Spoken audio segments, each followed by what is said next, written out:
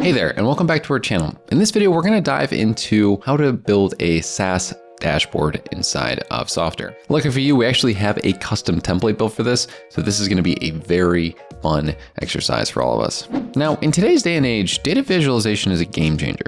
It's like turning raw data into insights that speak volumes. With the right visual representation, you can convey complex information in a way that's easy to understand and make informed decisions. I'm really excited to dive right into it. So first of all, go to softr.io/templates. Link for this should be in the description. But if we click preview here, we'll see that there are a bunch of different things to view from a startup metric standpoint. We have the free subscribers, the MRR, and then paid subscribers right here, as well as if we press see more, with the ARR, which is the annual amount of recurring revenue. And that showcases the MRR growth over time, which is really cool. I mean, that's a pretty nice trend line. And then the site traffic that we're getting.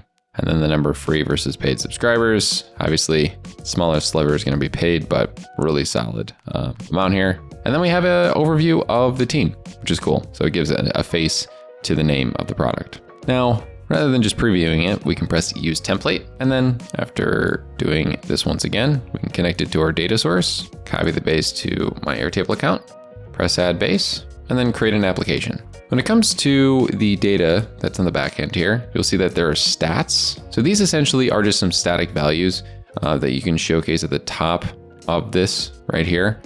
Now that the app has been created, you'll see that from a page standpoint, this is just a one pager, but it's a really nice view. And as you can see right here, this is connected to my Airtable base that was just created, and it's connected to the stats table. So there aren't really a bunch of different user groups for this one, but what we do have is if we click on any of these right here, go into this back end, we can change this number to like 500 paid subscribers, 15,000 a month in recurring revenue.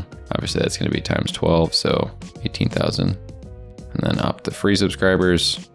And if we refresh it on this end, you'll notice that these numbers do change. And when I preview it, it does in fact adjust the numbers here. And then from an MRR growth standpoint, this data is also connected in this sense. We can adjust any of these different tables and graphs for all of these, but they do just take in the back end information from this side. So we'd have to basically manually adjust this and go month by month and say, obviously 2021, let's say for month 10, we're at 15,000 now based on the example data we put in.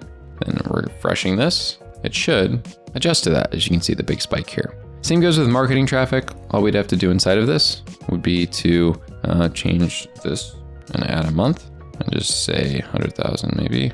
And now you'll see that big spike going up to 100K. And then for the paid versus free subscribers, all we got to do is, once again, you see with the stats, one, it's just going to compare these top stats of paid versus free subscribers into a little pie chart right here. Then we would just conditional filter this to name is one of, and then you'd pick on this back end, just the free subscribers and the paid subscribers.